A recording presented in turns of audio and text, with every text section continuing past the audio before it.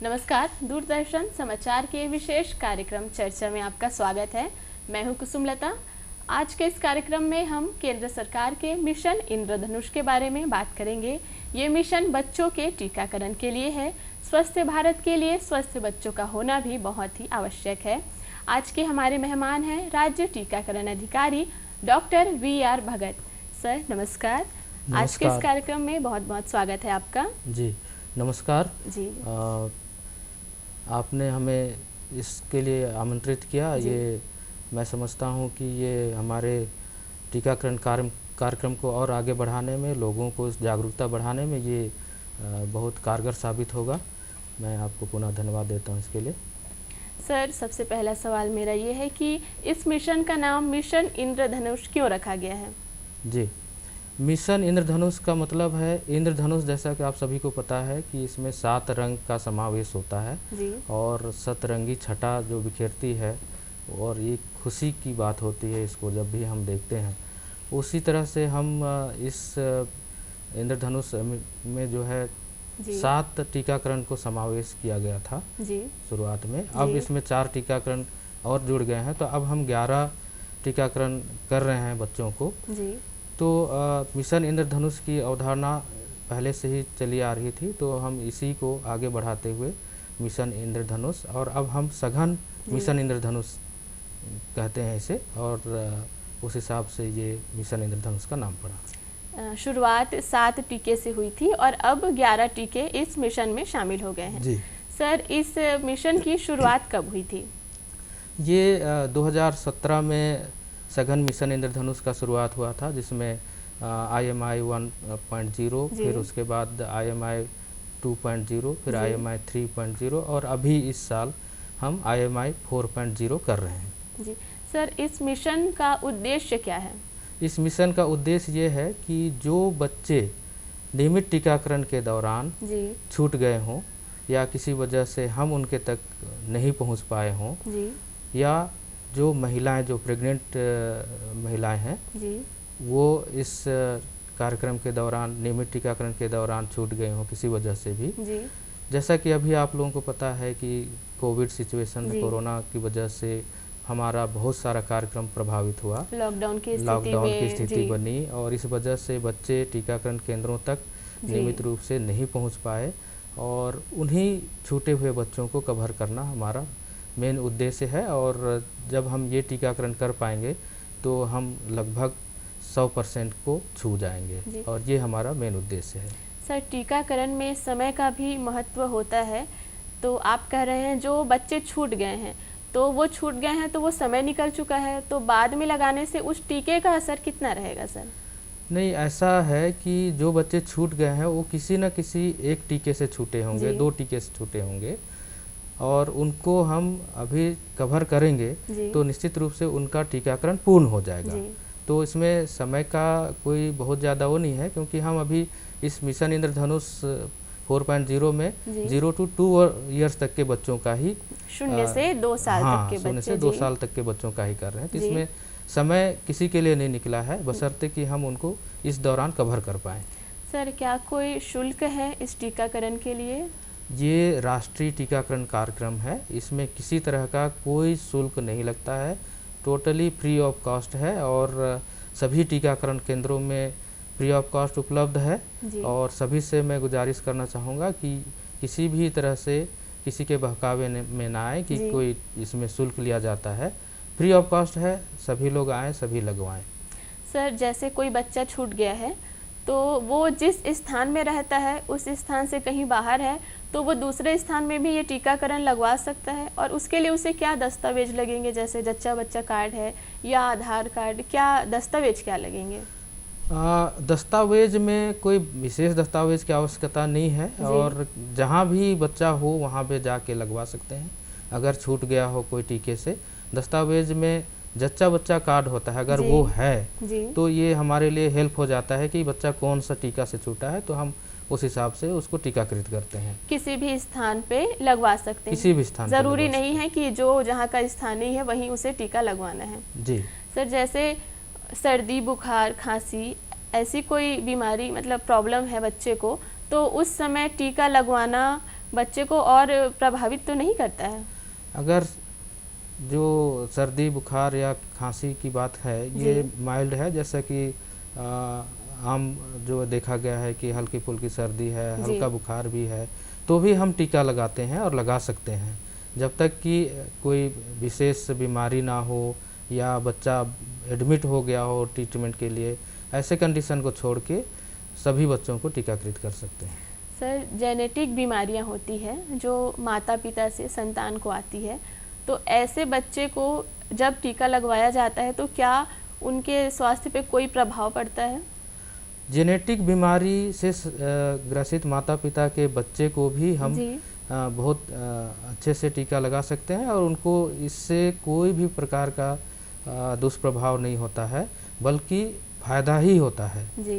तो जेनेटिक बीमारी से संबंधित जो भी बच्चे हैं उनको भी हम टीका लगा सकते हैं। सर, बच्चों के लिए टीकाकरण कितना ज़रूरी होता है? टीकाकरण बहुत ज़रूरी है, क्योंकि टीकाकरण से ही हम जो बीमारियां, जैसा कि मैंने बोला कि 11 टीकाकरण हम लगा रहे हैं, तो 11 प्रकार के बीमारियों से बचाने के लिए लगा रहे हैं। तो ये जो टीकाकरण है ये बीमारी को होने से पहले ही बच्चे को प्रतिरक्षित कर देती है और इस तरह से बच्चा बीमार होने से बच जाता है और साथ ही आसपास के लोगों को भी बीमार होने से बचाता है, प्रतिरक्षित करता है। तो ये इस लिहाज से अत्यंत महत्वपूर्ण है टीका लगाना और सभी को लगाना चाहिए।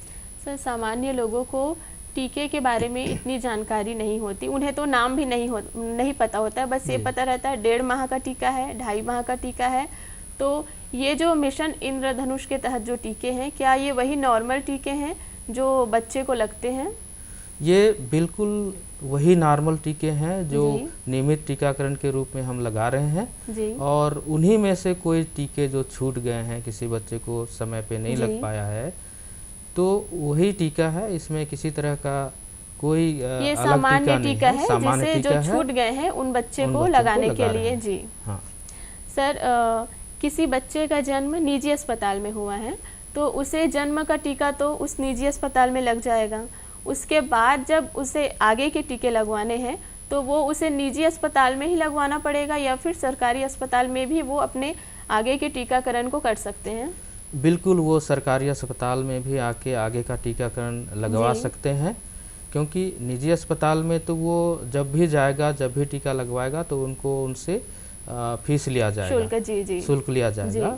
जबकि वो बच्चा कहीं पर भी लगवाएगा हमारे सरकारी केंद्रों में तो टोटली फ्री ऑफ कॉस्ट होगा। जी सर, एक भ्रम होता है कि हमने निजी अस्पताल में पहला टीका लगवाया तो अब आगे के टीके सरकारी में लगाए या ना, मन में एक डर भी रहता है कि वहाँ कोई अलग टीका तो नहीं लगता है निजी अस्पताल में और सरकारी अस्पताल में, तो इसे बताइए थोड़ा। ये जो भ्रम है ये बिल्कुल सही नहीं है, क्योंकि निजी अस्पताल में या किसी भी अस्पताल में लगाएगा तो उसका एक कार्ड तो होता ही है और उम्र के साथ भी हम लोग अंदाज़ा लगा लेते हैं कि उस अस्पताल में कौन सा टीका लगाया होगा।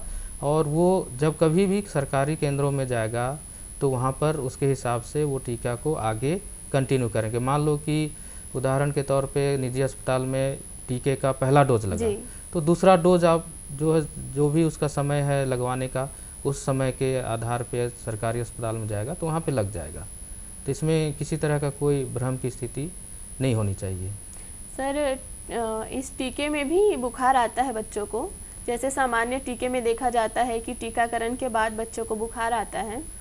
मैं इस संबंध में बोलना चाहूँगा कि ये सामान्य टीके ही हैं और जिस टीके में संभावना रहती है बुखार आने की, इसमें भी वही रहेगी, लेकिन ये एकदम मामूली होते हैं और किसी तरह का इससे कोई दिक्कत नहीं होता है और कोई बड़ा प्रॉब्लम नहीं होता है। बच्चे को सामान्य टीका जो लगाते हैं उसमें जो, और ये मैं बोलना चाहूँगा कि सभी बच्चों में नहीं होता, किसी बच्चों में होता है और वो भी बहुत माइल्ड होता है, तो कोई परेशानी वाली बात नहीं है। सर, प्रदेश में क्या स्थिति है अभी टीकाकरण की? प्रदेश में टीकाकरण जो है, अगर हम फुल इम्यूनाइजेशन कवरेज की बात करें तो ये हमारे प्रदेश में 96% से ऊपर है और कुछ जिलों में ये कम है, जिसकी वजह से जो है ये मिशन इंद्रधनुष सघन रूप से हम संचालित कर रहे हैं जी। और इसके माध्यम से हम 100% तक अचीव कर पाएंगे। जी सर, प्रदेश के इतने ज़िले हैं, तो क्या कोई विशेष ज़िले हैं जहां पे इस मिशन पर जोर दिया जा रहा है?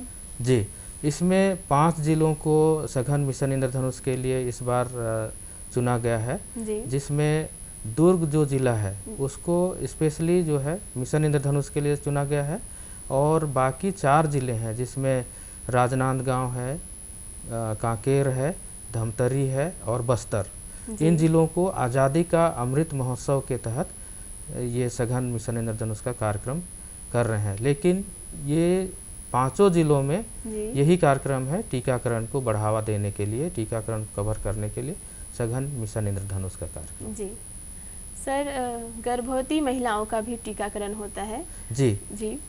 यहाँ पे मैं बताना चाहूँगा कि 0 से जो 2 साल तक के बच्चे हैं मुख्य टारगेट के रूप में, और दूसरा जो है गर्भवती महिलाएं, यही जो टारगेट है हमारा 2, इनके हमको मिशन इंद्रधनुष के अंतर्गत कवर करना है। सर, समय बताएंगे कि कौन कौन से समय में ये टीके लगते हैं, मिशन इंद्रधनुष के हैं या जो टीकाकरण है, कब कब लगते हैं बच्चों को?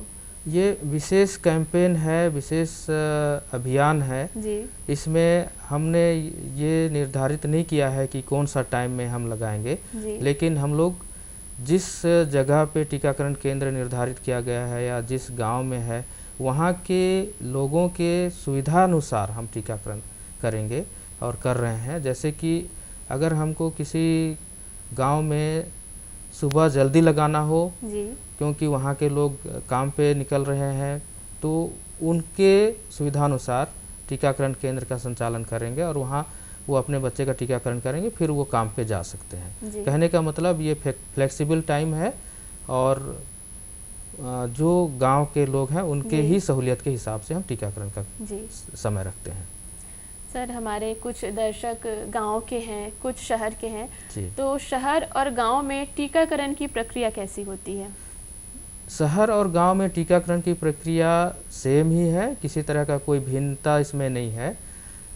शहर में बस ये है कि दूर दराज के लोग हैं तो उनको वहाँ तक ले जाने के लिए मोबिलाइज करने की आवश्यकता होती है। शहरों में आसपास में ही होता है, घर के आसपास में टीकाकरण केंद्र होता है और सभी टीकाकरण केंद्र, चाहे वो गांव हो चाहे शहर हो, आंगनवाड़ी केंद्र है, स्वास्थ्य केंद्र है, प्राथमिक स्वास्थ्य केंद्र है या जिला अस्पताल है, इन्हीं केंद्रों पे टीकाकरण होता है। तो किसी तरह की भिन्नता जो है शहर और गांव में नहीं है। सर, ये टीकाकरण है, जो बच्चे हैं, क्या ज़रूरी है वो बच्चे के साथ माता पिता ही आए या फिर उस बच्चे का कार्ड लेके कोई भी जाके टीका लगवा सकते हैं? उस बच्चे का कार्ड लेके, अगर कार्ड है तो कोई भी आके टीकाकरण करा सकते हैं और उसमें किसी को कोई दिक्कत नहीं होनी चाहिए, क्योंकि अगर कार्ड है तब तो वैसे पता चल जाता है कि उसको कौन सा टीका लगना है। इवन नहीं भी है और माता पिता बोलते हैं कि हमारे बच्चे को टीका नहीं लगा है, तो हम उसको भी, और मेन चीज़ तो ये है कि अभी जो हम ये विशेष कार्यक्रम कर रहे हैं, इसमें हमारे जो कार्यकर्ता हैं, टीकाकरण दल हैं, उनके द्वारा ही इन बच्चों को चिन्हांकित किया गया है। जो गर्भवती महिलाएं, उनको चिन्हांकित किया गया है कि किन्हें टीकाकरण जो है से कौन जो बेनिफिशियरी हो छूट गए हैं, उन्हीं को हम कवर कर रहे हैं। तो टीकाकरण के लिए उन बच्चों को, उन महिलाओं को कोई भी लेके आएगा तो टीकाकरण हो जाएगा। सर, ये भी कहा जाता है कि बच्चे का पहला टीकाकरण माता का स्तनपान होता है, तो इस पर क्या कहना चाहेंगे आप? ये आपने बहुत सही कहा जी। बच्चे का पहला टीकाकरण जो है, बच्चे को जब हम माँ के द्वारा पहला जो दूध पिलाया जाता है, वो उसके माध्यम से बच्चा जो है जिंदगी भर के लिए सुरक्षित हो जाता है, टीकाकृत हो जाता है। इसीलिए हम बोलते हैं कि बच्चे का पहला टीकाकरण जो है माँ का स्तनपान है। इसके लिए ज़रूरी होता है कि जैसे ही बच्चा पैदा होता है, 1 घंटे के अंदर में जितनी जल्दी हो सके माँ का पहला दूध पिलाना है। और उसके बाद जब माँ का पहला दूध पिलाते हैं, हम दूध पिलाना शुरू कर देते हैं, तो कम से कम 6 महीने तक केवल और केवल माँ का ही दूध पिलाते हैं। और 6 महीने जैसे कंप्लीट होता है तो माँ का दूध तो चलता रहेगा 2 साल तक जी। लेकिन जैसे 6 महीने कंप्लीट हुआ उसके बाद से हम ऊपरी आहार भी बच्चे को देना शुरू करते हैं। सर, ये टीकाकरण का जो समय निर्धारण करते हैं आप जी। तो ये हर महीने चलता है या फिर आप निर्धारित करते हैं समय? ये जो है अगर नियमित टीकाकरण की बात है तो नियमित टीकाकरण हर जो हफ्ते 2 दिन लगते हैं, मंगलवार और शुक्रवार को। प्रत्येक मंगलवार और शुक्रवार और अभी जो मिशन इंद्रधनुष, जो सघन मिशन इंद्रधनुष की बात है, ये हमने फरवरी में 7 फरवरी से 13 फरवरी के बीच में पहला राउंड किए हैं।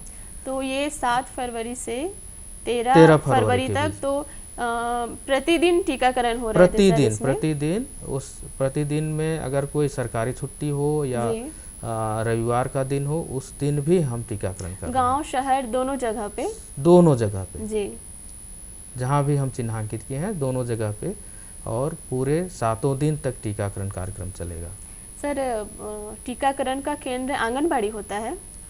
टीकाकरण का केंद्र आंगनबाड़ी भी होता है, स्वास्थ्य केंद्र भी होता है, या टीकाकरण दल द्वारा लोगों के सुविधानुसार कहीं स्कूल हो या कोई और सामाजिक भवन हो वहाँ पर भी टीकाकरण का कार्य किया जा सकता है। वहाँ पर भी बच्चों को बुला के वहाँ टीकाकरण किया जा सकता है लोगों की सुविधा के हिसाब से। जी सर, क्या कोई मौसम का प्रभाव पड़ता है इस टीकाकरण में? जैसे अभी गर्मी आने वाली, तो अधिक गर्मी में बच्चे को टीकाकरण जब होता है तो क्या उस पर कोई प्रभाव पड़ता है? मौसम का कोई प्रभाव टीकाकरण से संबंध नहीं है, क्योंकि हम हर मौसम में जो है टीकाकरण कर रहे हैं। और बस अगर मौसम की बात है तो सिर्फ टीकाकरण जो टीके हम रखते हैं वो तो 2 से 8 डिग्री सेंटीग्रेड में रखते हैं, तो हमारा वो रख रखाव का काम है वो तो हम करते ही हैं। लेकिन इसके लिए किसी मौसम विशेष की वजह से हमको टीकाकरण नहीं करना है या करना है, ये नहीं है। 12 महीने हम टीकाकरण कर रहे हैं और लगातार कर रहे हैं। सर, कौन कौन से टीके अभी उपलब्ध हैं मिशन इंद्रधनुष में? मिशन इंद्रधनुष में वो सारे टीके हैं जो नियमित टीकाकरण कार्यक्रम में किया जाता है। मैं बताना चाहूँगा कि सबसे पहले जो बच्चा जन्म होता है उस समय हेपेटाइटिस बी का 0 डोज लगाते हैं, जिसको 24 घंटे के अंदर में लगाना होता है। बच्चे के जन्म के 24 घंटे के अंदर में हेपेटाइटिस बी का 0 डोज। फिर उसके बाद पल्स पोलियो जो हुआ है अभी रिसेंटली, वो तो साल में 1 बार होता है, तो पोलियो ड्रॉप भी हमारा रूटीन इम्यूनाइजेशन का कार्यक्रम है। तो पोलियो ड्रॉप जन्म के 15 दिन के अंदर में और BCG का टीका जितना जल्दी हो सके, ये बच्चा जब जन्म होता है तो 3 टीके लगाते हैं। उसके बाद 1.5 महीने की उम्र पे जो पोलियो है उसका पहला खुराक होता है, फिर ओरल, फिर जो पेंटावलेंट का वैक्सीन होता है, इसमें 5 प्रकार के वैक्सीन होते हैं। तो एक ही इसका समय कब तक लगवाना रहता है? ये 1.5 महीने की उम्र में बताया ना पहला डोज और 2.5 महीने की उम्र में इसी का दूसरा डोज और 3.5 महीने की उम्र में इसका तीसरा डोज।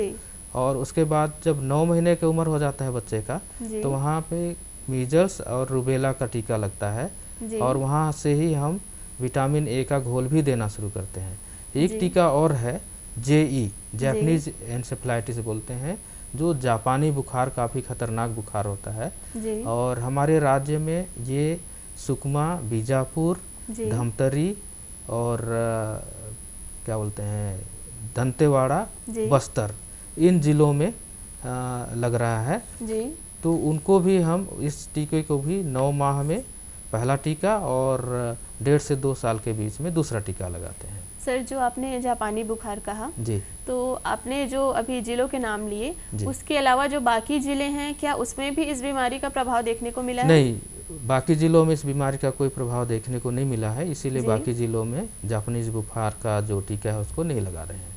जी सर, ये जो जापानी बुखार आपने कहा, ये बच्चों में उसमें क्या लक्षण क्या दिखते हैं? ये जो इसमें बुखार तेज आता है, शरीर में अकड़न होता है, झटके आने लगते हैं, बच्चा बेहोश हो जाता है, तो इस तरह के लक्षण है जो शुरुआती दौर में दिखाई देते हैं और ये काफ़ी खतरनाक हुआ है। अगर समय पे इलाज नहीं हुआ तो फिर बच्चे की मृत्यु भी हो। सर, इस मिशन को क्या कोई लक्ष्य है, कब तक कंप्लीट करना है? ये जो इसका लक्ष्य है जो अभी 3 महीने के दौरान हमको पूरा करना था, तो एक राउंड हो चुका है फरवरी में, दूसरा राउंड अभी कल ही समाप्त हुआ है जो मार्च में हुआ है, और तीसरा राउंड होना है अप्रैल 4 से 10 अप्रैल के बीच में। तो ये हमारा तीसरा राउंड हो जाएगा। तो अभी मिशन इंद्रधनुष 4 जो हो रहा है इसका ये लक्ष्य पूरा हो जाएगा। सर, ये पूरे प्रदेश में चल रहा है? पूरे प्रदेश में जो 5 जिले हैं ना, उन्हीं 5 जिलों में मिशन इंद्रधनुष का कार्यक्रम चल रहा है। जी सर, इसमें जो आप समय बता रहे हैं, इसमें प्रतिदिन टीकाकरण होता है? प्रतिदिन। समय तो जैसा कि अभी पहले भी बोला मैं कि इसमें फ्लेक्सिबल है, लोगों के सुविधा के हिसाब से हम सुबह जल्दी भी लगा सकते हैं या शाम को देर तक भी लगा सकते हैं, या जैसे उनकी मांग होगी समय के हिसाब से हम उस अपने टीकाकरण केंद्र में उस तरह से करते हैं। सर, इसके अलावा क्या कोई टीकाकरण है जो बच्चे को लगवाना चाहिए?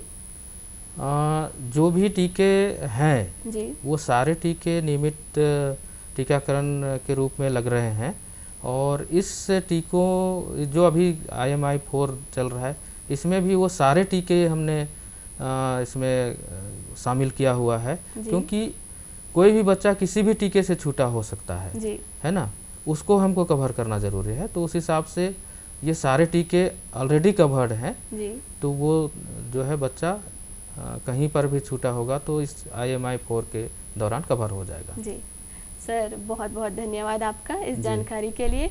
मैं अपने दर्शकों से ये अनुरोध करना चाहूँगी कि आप नियमित टीकाकरण के लिए अपने बच्चों को लेकर जाइए और बच्चों को होने वाली बीमारियों से बचाव के लिए टीकाकरण जरूर लगवाइए।